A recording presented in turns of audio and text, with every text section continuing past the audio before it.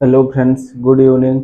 जैसा कि हमने पिछले लेक्चर में सेकेंड चैप्टर को कंप्लीट कर लिया था, आज हम पढ़ेंगे थर्ड चैप्टर। थर्ड चैप्टर में है क्या, उसके बारे में थोड़ा बहुत हम डिस्कशन करेंगे। इसके बाद हम बेसिक के डिस्कशन करेंगे। बेसिक के बाद हम क्वेश्चन करना स्टार्ट करेंगे। पहले आज हम क्या, इस लेक्चर में हम थोड़ा सा बेसिक के बारे में डिस्कशन करेंगे। ये थर्ड चैप्टर का नाम क्या है, इसके बारे में क्या है, और इसके बाद इसमें कौन कौन से फार्मूले अप्लाई होंगे, इन सब के बारे में हम डिस्कशन करेंगे।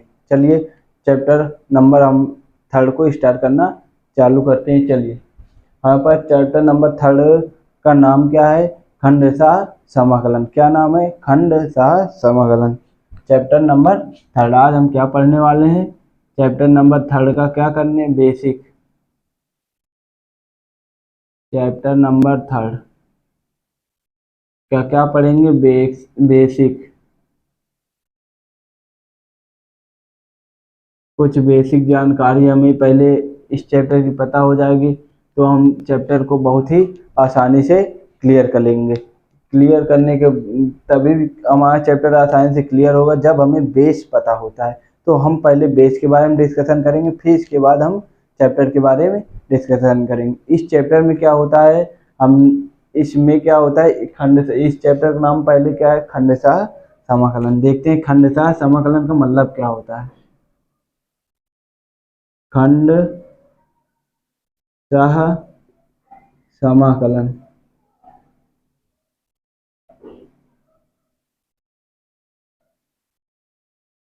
खंडशः समाकलन इस चैप्टर का नाम है। चल, जैसा कि हमारे पास चैप्टर को देखते ही हमें पता चल रहा है, खंडशः का मतलब क्या होता है। खंड का मतलब क्या होता है, तोड़ना। खंड का मतलब क्या होता है, तोड़ना। खंड का मतलब क्या होता है, तोड़ना। खंड का मतलब तोड़ना। शाह का मतलब क्या हुआ, मतलब इसका खंड का मतलब क्या हुआ, तोड़ना। शाह का मतलब कई पार्टों में, तो उसको क्या होता है, कई पार्टों में मान लिया। क्या है, कई पार्ट में। जैसा कि हमने क्या, चैप्टर नंबर थर्ड है, हम उसके बेस के बारे में, उसका नाम क्या है, खंडशः समाकलन। खंडशः का मतलब क्या होता है, समाकलन का मतलब हमारे पास क्या होता है, इंटीग्रेशन। क्या करना, इंटीग्रेशन कर देना। खंडशः का मतलब क्या होता है, खंड का मतलब तोड़ना, शः का मतलब कई पार्टों में। चलिए हम इसके बाद अब हमारे पास क्या है, खंडशः समाकलन का एक रूल होता है। क्या होता है वो, उसके बारे में हम जानने की कोशिश करेंगे। वो रूल क्या है, आईलेट। क्या है, आईलेट। जैसा कि मैं इधर डिस्कशन करूंगा इसके बारे में। आईलेट ये होता क्या है, आईलेट का मतलब क्या है, इसके बारे में डिस्कशन करेंगे। चलिए आईलेट क्या है, इसके बारे में डिस्कस करेंगे और ये क्यों होता है। तो पहले हम आईलेट का मतलब जान लेते हैं। आई से क्या होता है हमारे पास, इनवर्स फंक्शन। क्या, इनवर्स फंक्शन, जिसको हिंदी में बोलते हैं प्रतिलोम त्रिकोणमिति। क्या बोलते हैं, प्रतिलोम त्रिकोणमिति।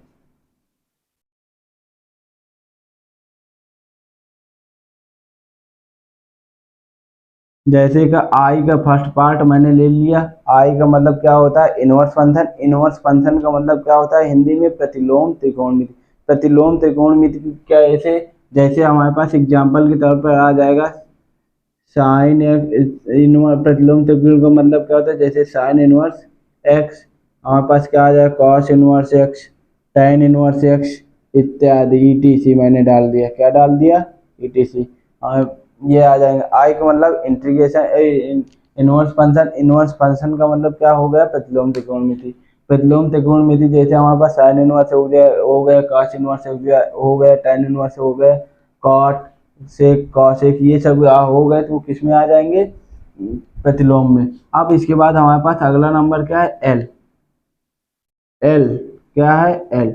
एल का मतलब क्या होता है, लघु गणक फंक्शन। क्या, लघु गणक फंक्शन। लघु गणक फंक्शन। लघु गणक क्या होता है, फंक्शन या फलन। हिंदी में क्या बोलते हैं, फलन।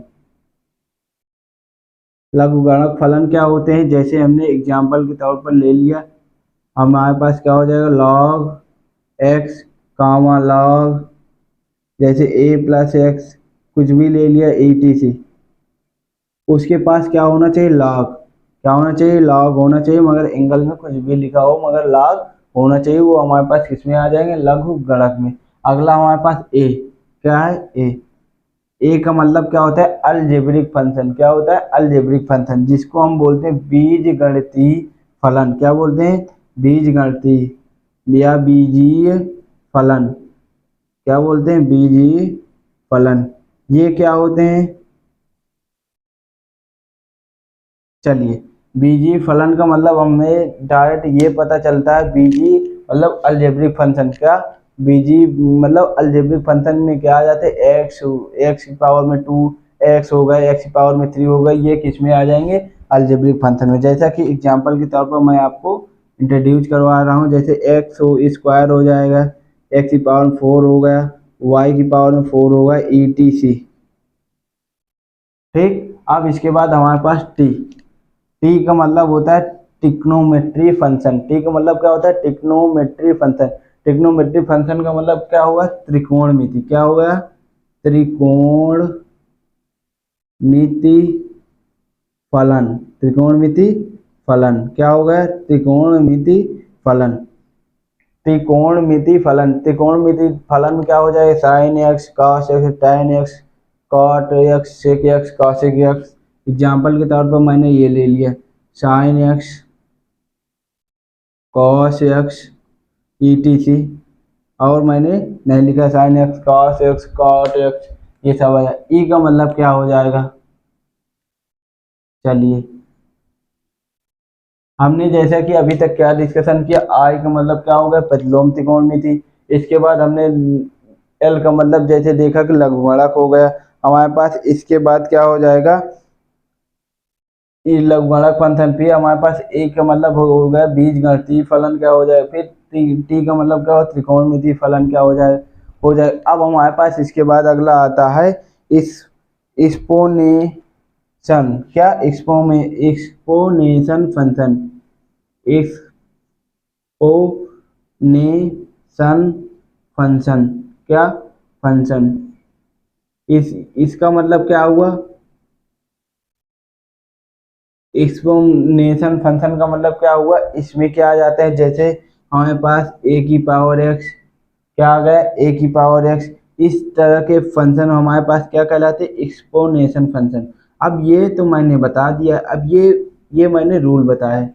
आइलेट के अकॉर्डिंग हम क्या करते हैं, सॉल्व करते हैं। इसमें क्या आते हैं हमारे पास खंडशः समाकलन में दो दो फंक्शन एक साथ मल्टीप्लाई में दे देते हैं, तब के लिए ये हम रूल लगाते हैं। कैसे, चलिए हम एक बार देख लेते हैं। जैसे मैंने दे दिया I equal x comma sine x, ये मैंने दे दिया, क्या दे दिया, एक्स कामा साइन एक्स और डी एक्स। तब क्या करेंगे, क्योंकि एक फंक्शन ये है एक फंक्शन ये है, तब के लिए ये रूल लगता है। हम देखते हैं आई का मतलब क्या होता है, प्रतिलोम। प्रतिलोम देखते हैं हम, इसमें क्या करते हैं, फर्स्ट इंटू सेकेंड फार्मूला लगाते हैं। वो फार्मूला पहले मैं आपको यहाँ बता दे रहा हूँ। हमारे पास फर्स्ट इंटू सेकेंड का फार्मूला क्या होता है, integration first into second equal क्या हो जाए, फर्स्ट को छोड़ देते हैं, सेकेंड का समाकलन करवा देते हैं, फिर माइनस पूरे समाकलन चिन्ह लगा देते हैं, फिर क्या करवा देते हैं, फर्स्ट का अवकलन करवा देते हैं, फिर सेकेंड का क्या करवा देते हैं, समाकलन। क्या करवा देते हैं, समाकलन। फिर पूरे क्या कर देते हैं, क्लोज। ये हमारे पास फर्स्ट इंटू सेकेंड का फार्मूला हो गया। क्या होगा, फर्स्ट इंटू सेकेंड का फार्मूला। फिर से देख लेते हैं क्या होता है, फर्स्ट इंटू सेकेंड का फार्मूला क्या होता है, फर्स्ट को छोड़ देते हैं, सेकेंड का क्या करवा देते हैं, समाकलन।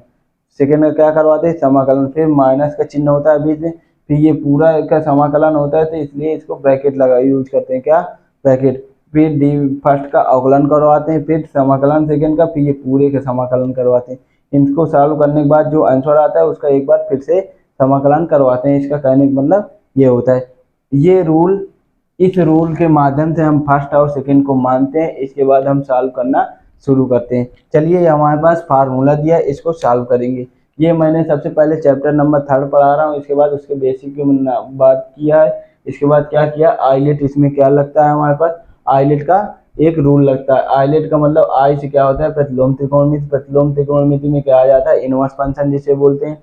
Sign inverse x, cos inverse x, tan inverse x, cot inverse x, ये सब हमारे पास प्रतिलोम में आ जाते हैं। एल का मतलब लघुगणक फंक्शन, लघुगणक में क्या होगा, log x log y, ये सब हमारे पास क्या हो जाते हैं, लघुगणक फंक्शन में। ए का मतलब बोलता है अलजेब्रिक फंक्शन, अलजेब्रिक फंक्शन का मतलब बीजीय फलन क्या हो जाता है, बीजीय फलन। बीजीय फलन में क्या हो जाता है, जैसे x पावर 4, x पावर में 5, x पावर में 2, ये सब हमारे पास किस में आ जाते हैं, बीजीय फलन में। अब हमारे पास आता है त्रिकोणमिति फलन।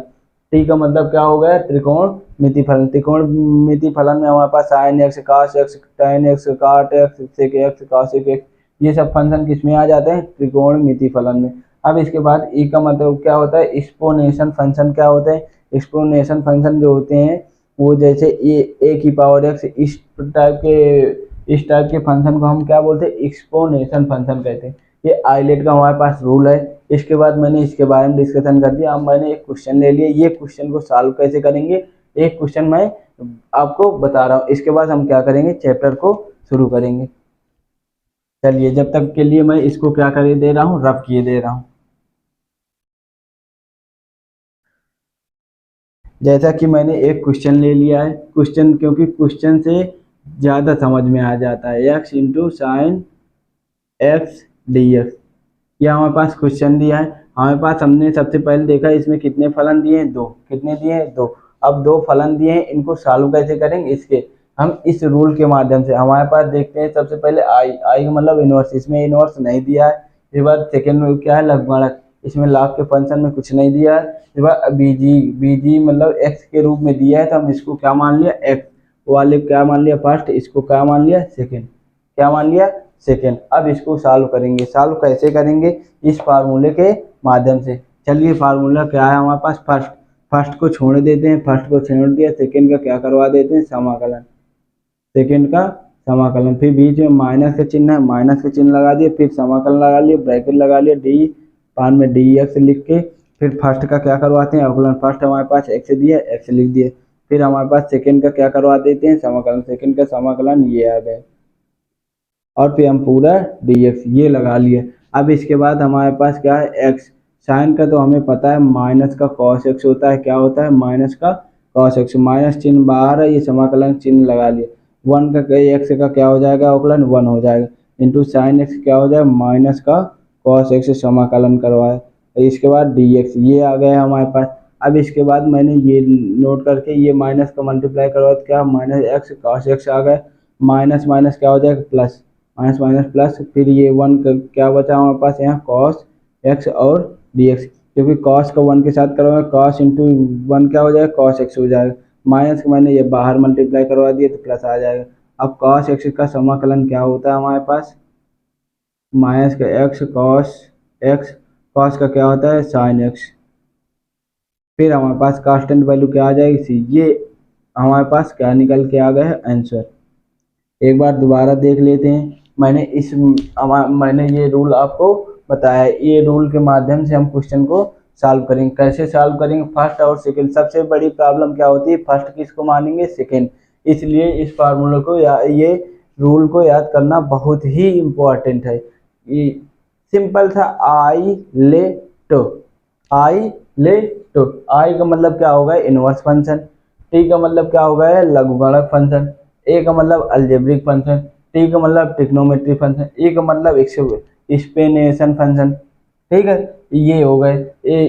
इसी तरह से हम सिर्फ क्या करते हैं, फर्स्ट और सेकंड। ये रूल हमारे पास कब काम में आता है, हमें इसमें इस रूल के माध्यम से हम फर्स्ट और सेकंड को क्वेश्चन नंबर को पहचानते हैं, कौन हम किसको हम फर्स्ट मानेंगे और किसको सेकंड मानेंगे। सिर्फ ये रूल हमारे इस काम में आता है। फिर इसके बाद जब फर्स्ट इंटू सेकंड हमारे पास मिल जाता है तो हमारे पास ये फार्मूला होता है। इस चैप्टर में बस यही है। ठीक है, क्या हमें पहचानना होता है आइलेट के माध्यम से, और इसके बाद फर्स्ट इंटू सेकंड लगा के सॉल्व करना होता है बस। और इस चैप्टर में कुछ नहीं है, बहुत ही सरल तरीके से मैं करवा रहा हूँ। जैसा कि हमने पिछले जितने वीडियो दिए हैं, मैंने उन सभी को बहुत ही सरल तरीके से करवाया है, और आगे भी मैं इसी तरह बहुत ही सरल और बहुत ही सरल ट्रिक के साथ क्वेश्चन को करवाऊंगा। इसलिए ये फार्मूला इसमें याद रखना आपको बहुत ही इंपॉर्टेंट है। एक बार मैं दोबारा बता दे रहा हूँ, फर्स्ट इंटू सेकेंड का क्या होता है, फर्स्ट को छोड़ देते हैं, इंटू सेकेंड का क्या करवाते हैं,